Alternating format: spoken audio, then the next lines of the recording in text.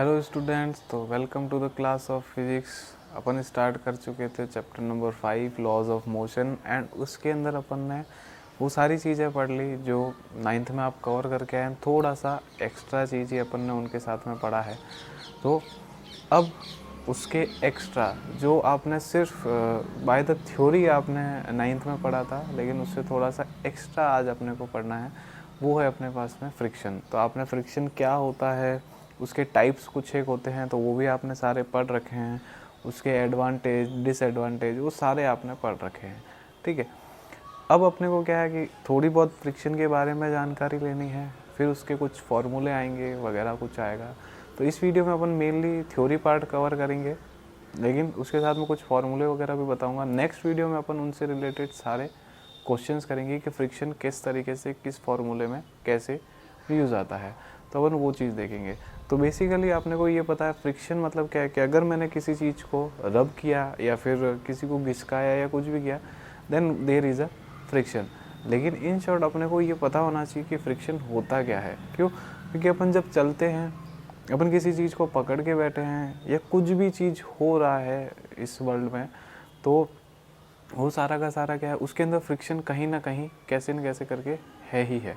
Next class में आपके पास में एक फर्स्ट चैप्टर आएगा, तो उसके अंदर अपने पास में चार्जेस के बारे में पूछा जाएगा। तो चार्जेस भी एक बीच में फोर्स लगाते हैं, लेकिन उनके बीच में भी एक एयर होता है। तो अपन जब चल रहे हैं तो एयर अपने से पास हो रही है, तो एयर फ्रिक्शन भी होता है। एयर फ्रिक्शन की वजह से भी बहुत सारे चेंजेस आ जाते हैं। तो इसीलिए क्या है कि फ्रिक्शन हर जगह है, बस कहीं ना कहीं किसी न किसी तरीके से यूज़ आ रहा है। इसके एडवांटेज भी होते हैं और डिसएडवांटेज तो आपको पता है। तो इसीलिए उस फ्रिक्शन को बहुत ज़्यादा इम्पोर्टेंस दिया गया है। तो अपन स्टार्ट करते हैं फ्रिक्शन से कि फ्रिक्शन होता क्या है, उसके टाइप्स वगैरह, ये सारे फार्मूले वगैरह। तो अपन फ्रिक्शन से स्टार्ट करते हैं। तो देखो, फ्रिक्शन एक क्या होता है, रिएक्शनरी फोर्स होता है। रिएक्शनरी फोर्स मतलब क्या है कि जैसे मैं किसी पे फोर्स लगाता हूँ, तो वो भी मेरे पे एक फोर्स लगाता है अगेंस्ट में, and that force is known as the friction. अब कैसे, जैसे मैंने एक कार को मैंने हिलाना चाहा, तो मैंने उसको फोर्स लगाया लेकिन कार नहीं हिली। मतलब ये क्या हो गया कि जितना मैंने फोर्स लगाया था उतना ही उसने क्या लगा दिया, फ्रिक्शन फोर्स लगा दिया। अगर दोनों इक्वल हो गए तो वो भाई साहब नहीं हिलेंगे। ठीक है, अब कंडीशन क्या हो गई कि अब दूसरा कि मैंने एक ऐसा फोर्स लगाया, कार क्या हो गई, हिल गई। तो मतलब क्या हो गया कि मैंने जितना फोर्स लगाया था एंड उसने सामने फ्रिक्शन लगाया, तो उसका फ्रिक्शन क्या पड़ गया, कम पड़ गया, इसलिए मैं क्या है, हिल गया। मतलब वो बॉडी क्या हो गई, हिल गई। तो ये ही चीज़ है कि फ्रिक्शन ये क्या होता है, रिएक्शन। आप किसी भी चीज़ पे फोर्स लगाओगे तो हमेशा आपको क्या है, एक रिएक्शन फोर्स मिलेगा ही मिलेगा, and that reaction force is known as the friction. तो it is an reactionary force and it develops against an action. Against अपन एक फोर्स लगा रहे हैं एक्शन के तौर पे, तो वो उसके अगेंस्ट में ही क्या है, पैदा होता है। अब कैसे होता है, किस जगह पे होता है, वो सारा। तो there is two surfaces in contact, दो सरफेस हमेशा कॉन्टैक्ट में रहेंगे। अब जैसे लेग और ज़मीन वाला हो गया, कार के टायर्स और ज़मीन वाला हो गया। कार का नहीं बोल सकते, कार के टायर एंड ज़मीन टच में है। दो सरफेसेज हमेशा कांटेक्ट में रहेंगे, तो एक फोर्स एक बॉडी पे अप्लाइड होएगा with intention to move it.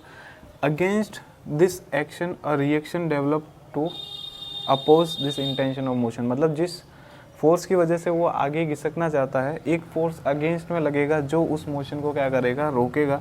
And this reaction force ही क्या कहलाता है, फ्रिक्शन कहलाता है। जैसे अपन टायर का एग्जांपल लेते हैं, ठीक है। तो टायर का एक पॉइंट इधर मानते हैं, एक पॉइंट इधर मानते हैं। अपने को टायर का है आगे जा रहा है, तो अपने को ये पता है ये कहाँ जा रहा है, आगे जा रहा है। तो अपन क्या बोलेंगे, इंटेंशन ऑफ मोशन कहाँ पे, इधर है। लेकिन नहीं, ऐसा नहीं होता। सरफेस कांटेक्ट में कौन है, एक ये और एक ये। तो ये वाला मोशन कहाँ जा रहा है, इधर जा रहा है। इधर जा रहा है मतलब इंटेंशन अपने पास में पीछे की साइड में है।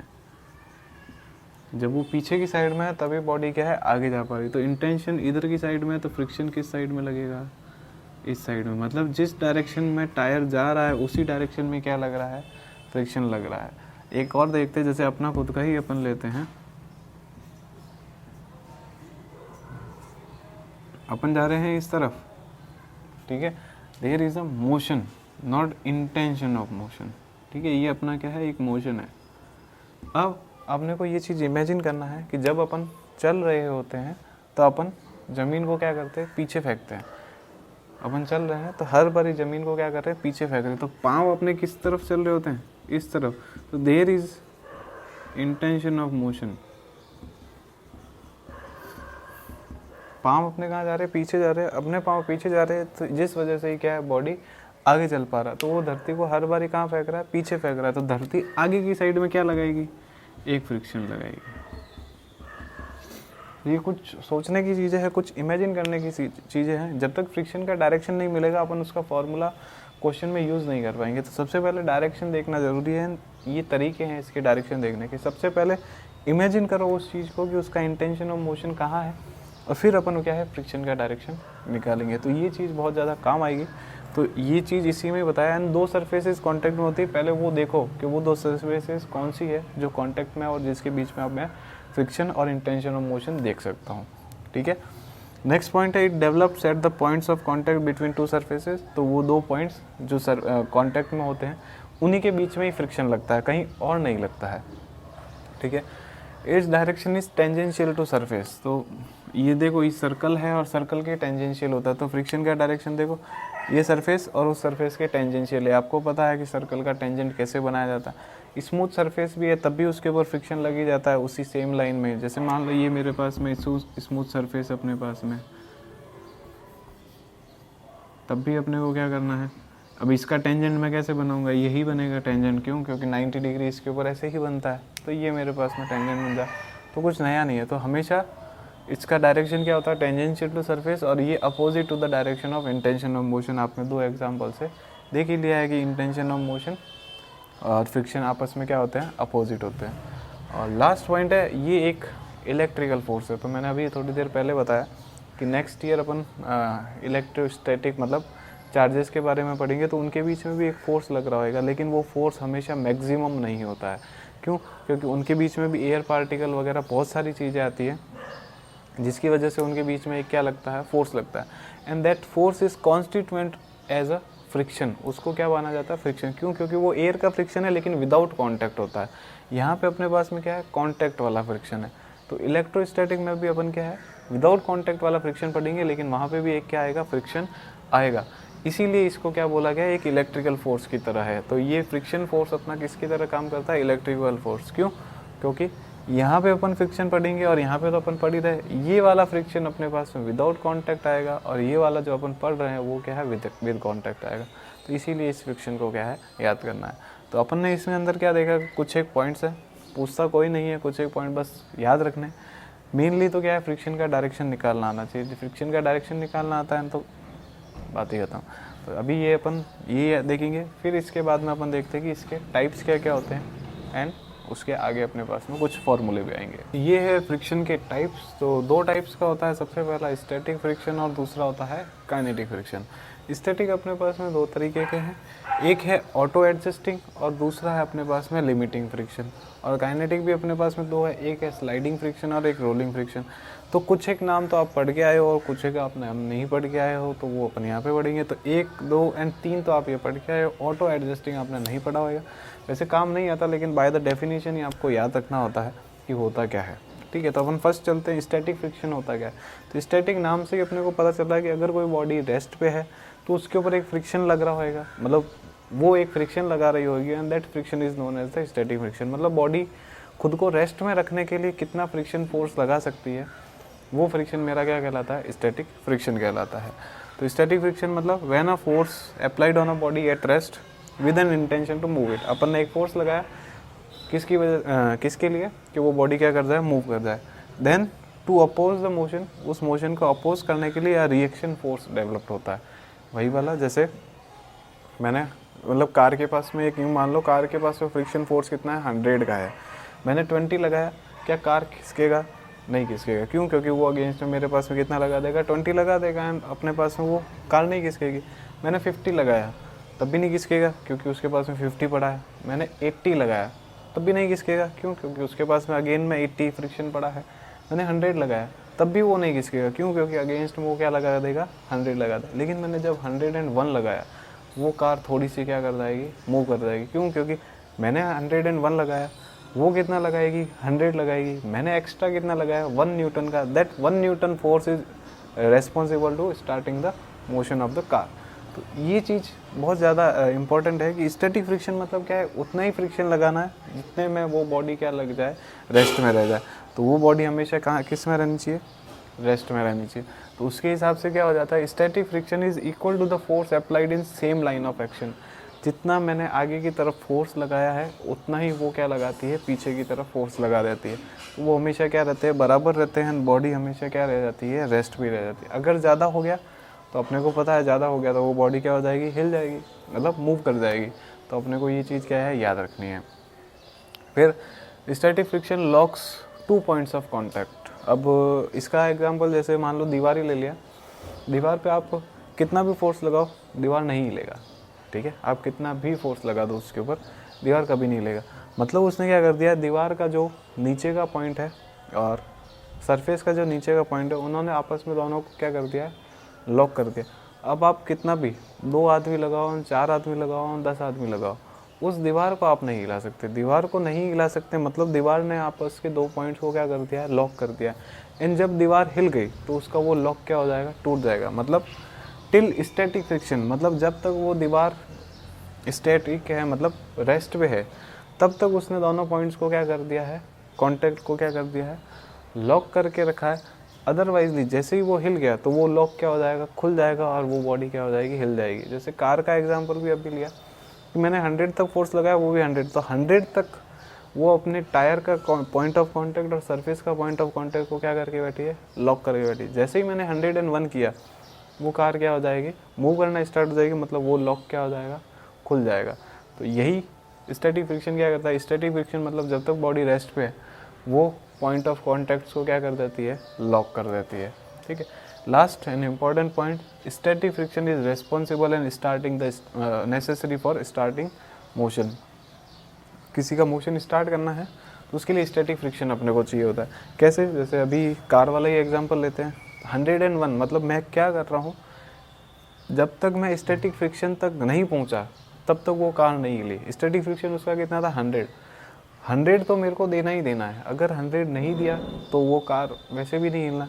100 से ज़्यादा जैसे ही दिया वो कार क्या हो जाएगा, हिल जाएगा। मतलब स्टैटिक फ्रिक्शन बहुत ज़्यादा इंपॉर्टेंट है। स्टैटिक फ्रिक्शन तक अगर मैं नहीं गया तो वो कार नहीं हिलेगा। क्यों? क्योंकि अपने को पता ही नहीं कि स्टैटिक फ्रिक्शन कितना है, तो अपन उससे ज़्यादा वाला लोड कैसे लगाएंगे। तो अपने को ये पता होना चाहिए कि स्टैटिक फ्रिक्शन तक अपने को पहुँचना ही पहुँचना है।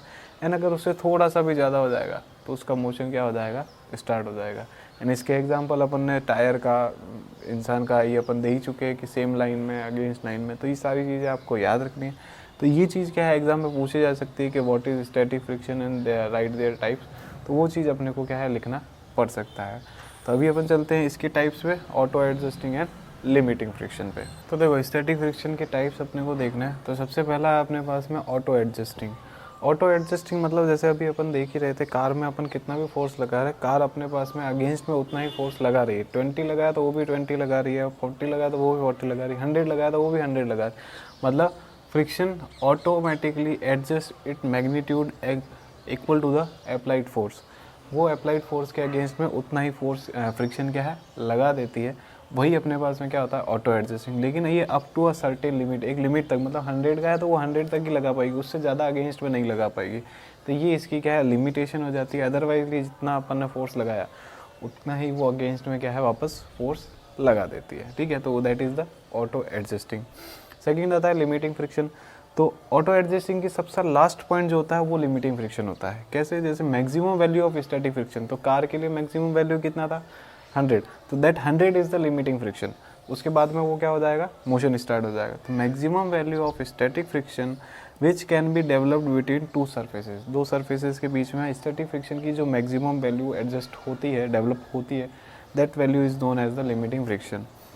If applied force is slightly beyond this, उससे थोड़ा सा भी क्या हो गया, ज़्यादा हो गया, तो बॉडी विल स्टार्ट मूविंग। तो अपन ने देखा 100 से अपन ने 101 करते ही वो बॉडी क्या हो जाती है, मोशन करना स्टार्ट हो जाती है। तो वो अपने पास में क्या है, लिमिटिंग फ्रिक्शन से अगेंस्ट हो जाएगा, वो काइनेटिक में चेंज हो जाएगा और बॉडी क्या है, मूव होना स्टार्ट हो जाएगा। तो कुछ रूल्स है इसके, वो रूल्स अपने को क्या है, डायरेक्ट याद रखने हैं इसके। तो वो रूल्स में सबसे पहला रूल अपने पास में क्या है, limiting friction is directly proportional to the normal reaction. तो उसके अंदर देखो अपन ने friction is directly proportional to, अपन ने क्या लिख दिया, एन लिख दिया, जो नॉर्मल रिएक्शन आप पढ़ते आए। अगर मैं यहाँ पे प्रोपोर्शनलिटी हटाऊँ तो मेरे पास में एक कांस्टेंट आता है जिसे बोलते हैं म्यू, यानी ना क्या लिखते हैं mu, and that mu is the known as coefficient of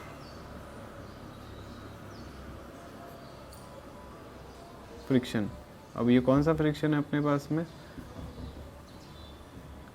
limiting friction है, दैट इज लिमिटिंग फ्रिक्शन। ठीक है, तो ये अपने पास में कोफिशिएंट ऑफ लिमिटिंग फ्रिक्शन कहलाता है। ठीक है, इसके कैसे कैसे चेंजेस होते हैं वो मैं आपको थोड़ी देर में बताता हूँ। सेकंड पॉइंट अपने पास में, limiting friction is independent of surface area. Surface area कितना भी हो, छोटा हो बड़ा हो, उसकी वैल्यू में कोई चेंज नहीं आएगा, तो ये सरफेस एरिया पे डिपेंड नहीं करता है। ठीक है, थर्ड है ये जो अपन पढ़ चुके हैं, limiting friction is opposite to the intention of motion. वो होता ही है, उसमें कोई चेंजेस है ही नहीं कि इंटेंशन ऑफ मोशन जहाँ होएगा उसके अगेंस्ट में फ्रिक्शन लगेगा, that is the same value. And fourth है depends on the nature of the surface in contact. जिस सरफेस के वो कॉन्टैक्ट में है उसका नेचर कैसा है, रफ़ है स्मूथ है, तो उसके लिए अपन क्या करते हैं, रफ़ के लिए अपन लिखते हैं अधेसिव, स्मूथ के लिए लिखेंगे अपन कोहेसिव। तो अभी अपने को सिर्फ इतना नॉर्मली याद रखना है कि अगर अधेसिव फोर्स ज़्यादा है तो लिमिटिंग फ्रिक्शन क्या हो जाएगा, ज़्यादा, मतलब रफ़ सरफेस पे अपने को पता है फ्रिक्शन बहुत ज़्यादा हो जाता है तो अपन चल नहीं पाते हैं, तो वही उसी को ही क्या बोलते हैं, अधेसिव फोर्स। तो अधेसिव फोर्स ज़्यादा हो गए तो लिमिटिंग फ्रिक्शन क्या हो जाएगा, ज़्यादा हो जाएगा, मतलब रफ़ सरफेस के लिए। स्मूथ के लिए अपने पास में वो फ्रिक्शन क्या हो जाएगा, कम हो जाएगा, ना अपन वहाँ पे क्या हो जाता है, स्लिप होने का चांसेस रह जाता है। तो ये थे लिमिटिंग फ्रिक्शन के कुछ, इसका तरीका मतलब इसके कुछ अलग तरीके जो अपन केस वैसे पढ़ चुके हैं, लेकिन फ्रिक्शन के तौर पे कैसा चेंज होता है वो भी आपको बताते हैं।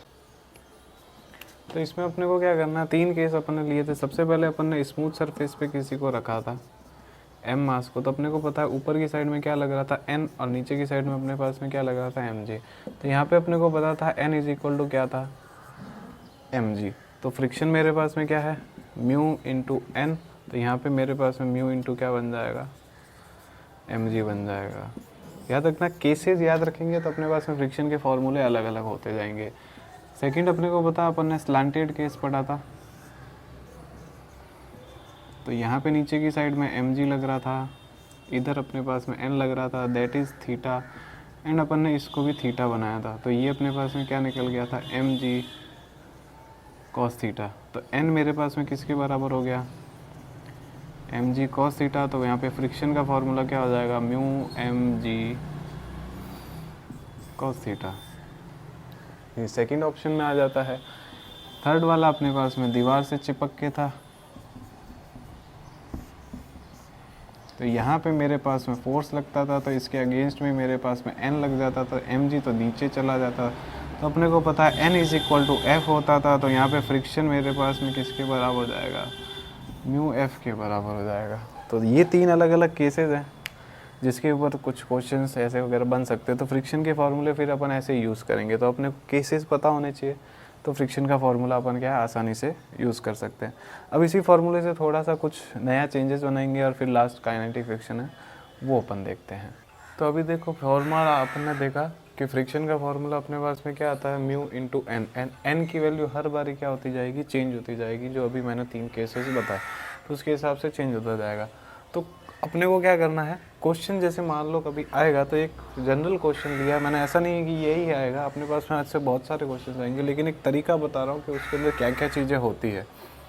जैसे ये मैंने एक कैपिटल एम मास का यहाँ पे लगा रखा और एक स्मॉल एम मास का मैंने यहाँ पे लगा रखा है, और इसके बीच में मैंने क्या है रोप से इसको टेबल को, ऐसा क्वेश्चन अपन कर चुके हैं, लेकिन विद द फ्रिक्शन नहीं किया था, विदाउट फ्रिक्शन अपन ने किया था। तो अपने को पता है यहाँ पे नीचे की साइड में स्मॉल एम जी लगेगा, ऊपर टेंशन लगेगा, इधर एक टेंशन लगेगा। अब इस टेंशन के हिसाब से ये मास क्या है, आगे खिसकना चाहेगा, तो इंटेंशन ऑफ मोशन कहाँ आ जाएगा, इधर, तो उसके अगेंस्ट में क्या लगेगा, फ्रिक्शन लगेगा। ऊपर एन होता है, नीचे अपने पास में कैपिटल एम जी होता है। ठीक है, ये अपने को पता चल गया। तो इस डायग्राम से अपने को देखो, एक तो ये सबसे पहले पता चलता है कि T is equal to m g. अपने को सिर्फ ये पता चल रहा है कि अगर ये इक्विलिब्रियम में है तो एक्सेलरेशन वगैरह नहीं देखना है, T is equal to m g. दूसरा अगर मैं इसकी तरफ से देखूँगा, देखो friction is equal to tension, friction इधर है टेंशन इधर है, अगेंस्ट में दोनों लग रहे हैं, तो दोनों आपस में क्या होंगे, बराबर होंगे। तो T का वैल्यू मेरे पास में एम जी आया, तो फ्रिक्शन इज इक्वल टू क्या हो जाएगा, एम जी हो जाएगा। तो अपन चलते हैं इस फॉर्मूले, friction is equal to mu into N. तो म्यू मेरे पास में क्या हो जाएगा, फ्रिक्शन अपॉन एन। फ्रिक्शन का वैल्यू मेरे पास में कितना आया है, स्मॉल एम जी, और n का वैल्यू मेरे यहाँ से कितना आएगा, कैपिटल mg, कट कटा के मेरे पास में ही आ जाता है। तो फ्रिक्शन मतलब कोफिशिएंट ऑफ फ्रिक्शन क्या होता है, रेशियो ऑफ द मासेज। अब वो रेशियो ऑफ मास किसके हैं, तो यहाँ पे हो जाएगा मास ऑफ एफर्ट और ये हो जाएगा मास ऑफ लोड। इसे बोलते हैं एफर्ट, इसे बोलते हैं लोड। मतलब जैसे एक ट्रक जा रहा है तो ट्रक एक अपने ट्रॉले को जो उसके पीछे बार लगा हुआ होगा वो उसको क्या कर रहा है, खींच रहा होगा। तो जहाँ पे वो ड्राइवर बैठा है उसे तो बोला जाएगा एफर्ट, और जिस चीज़ को वो खींच रहा है जहाँ पे ट्रॉले में उसका सामान भरा हुआ है उसे क्या बोला जाता है, लोड। तो ये चीज़ अपने को याद रखनी है। तो कोफिशिएंट ऑफ फ्रिक्शन कभी कभी ये भी चीज़ होता है सिर्फ इस केस में, अदरवाइजली केसेस अपने पास में और अलग होते जाएंगे। तो अपन नेक्स्ट वीडियो में जब इसके क्वेश्चंस करेंगे तब आपको उसका क्या है ज़्यादा समझ में आएगा। और ये मैंने लिखा है कि अगर मान लो बॉडी रेस्ट पे है, तो मैंने बोला था कि रेस्ट पे होने की वजह से अपने को जब वो रेस्ट पे होएगा तो फ्रिक्शन का वैल्यू कितना होना चाहिए, जितना सामने वाला क्या है, फोर्स लगा रहा है। तो सामने वाले फोर्स अपने पास में पता है कितना लगा रहा है, अपने को ये पता है friction is directly proportional to N, and वो अपने पास में फ्रिक्शन की वैल्यू क्या हो जाती है, म्यू इंटू एन। तो फ्रिक्शन की वैल्यू हमेशा कितनी होनी चाहिए, इस फोर्स से या तो कम हो, ठीक है, तो कम होगी तभी अपने पास में क्या है वो लगा रहेगा, या फिर उसके बराबर होनी चाहिए। तो अपन को पता कि वो 100 फोर्स लगा रहा है, तो अपन भी वहाँ से सामने की साइड में फोर्स कितना लगाएंगे, 100 तक लगाएंगे, तब तक तो वो नहीं हिलेगा। एंड अगर उससे ज़्यादा लगा दिया, ओके, ये उल्टा करना है आपको, ऐसे करना, ठीक है। तो अगर 100 लगा दिया तब तक तो ठीक है, और 100 से ज़्यादा कर दिया तो वो वहाँ पे क्या हो जाएगा, हिल जाएगा। तो अपने को ये चीज़ क्या है, रिलेशन याद रखना है। और सेकंड अपने पास में इसका टाइप होता है काइनेटिक फ्रिक्शन। तो इसमें ज़्यादा पूछा नहीं जाता है, अपने को डेफिनेशन के तौर पे याद रखना है। अगर क्वेश्चन आएंगे तो जब क्वेश्चन करेंगे तभी अपन उसके बारे में समझेंगे। तो अगर कोई बॉडी मोशन में है तो उसके अगेंस्ट में जो फ्रिक्शन लग रहा होगा वही फ्रिक्शन मेरे पास में क्या कहलाएगा, काइनेटिक फ्रिक्शन। मतलब मान लो कोई बॉडी आगे जा रहा है, तब स्मूथ सरफेस पे जाएगा तो बहुत ही फास्ट चला जाएगा। मतलब जैसे अपने को पता है प्लेन रोड हो तो प्लेन रोड पे तो वो बहुत फटाफट चला जाता है, लेकिन कहीं पे अपने मिट्टी लगी हुई हो या फिर कहीं पे पत्थर बहुत सारे हो तो गाड़ी की स्पीड क्या हो जाती है वहाँ पे धीमे। तो वो वही चीज़ है कि एक रफ सरफेस आ गया, एक स्मूथ सरफेस आ गया, तो वहाँ पे भी गाड़ी को चलने के लिए भी क्या है, एक फ्रिक्शन चाहिए। ये अपन 9th में इसके एडवांटेज और डिसएडवांटेज दोनों पढ़ चुके हैं कि अपने को चलने के लिए भी क्या चाहिए होता है, फ्रिक्शन। तो friction is responsible to motion. तो मोशन, नॉर्मल मोशन करने के लिए भी फ्रिक्शन चाहिए। तो गाड़ी अगर चला रही है, कुछ भी चल रहा है, तो उसको चलाने के लिए भी अपने को क्या चाहिए होता है, फ्रिक्शन। एंड अगर वो चल रहा है तो उसके पास में फ्रिक्शन कौन सा होएगा, काइनेटिक फ्रिक्शन। ये दो तरीके के, एक स्लाइडिंग है और एक रोटेशनल क्या नाम है, रोलिंग मोशन है। तो स्लाइडिंग मोशन में अपने पास में वही है, फिसलना है या फिर फिसलना नहीं है। तो इन शॉर्ट अपने को ये बताना है कि कोई भी बॉडी को ज़मीन पे रख दिया है ना, अपन उसको क्या कर रहे हैं, फोर्स देके घिसका रहे हैं, मतलब अपन उसको क्या करवा रहे हैं, स्लाइड करवा रहे हैं। स्लाइड मतलब ये नहीं होता कि हर बार फिसलना ही होता है, स्लाइड मतलब घिसकाना है अपने को। तो उस टाइम पे भी एक फ्रिक्शन लग रहा होगा, क्यों, क्योंकि अगर भारी सामान होएगा तो अपने फोर्स ज़्यादा लगेगा, एंड हल्का होएगा तो कम लगेगा, लेकिन अगेंस्ट में एक फ्रिक्शन भी लग रहा होएगा, इसी वजह से अपने को फोर्स ज़्यादा या कम लगाना पड़ रहा है। और दूसरा वाला होएगा रोलिंग फ्रिक्शन। तो रोलिंग फ्रिक्शन में अपने को क्या है, ज़्यादा एफर्ट नहीं लगाना पड़ता।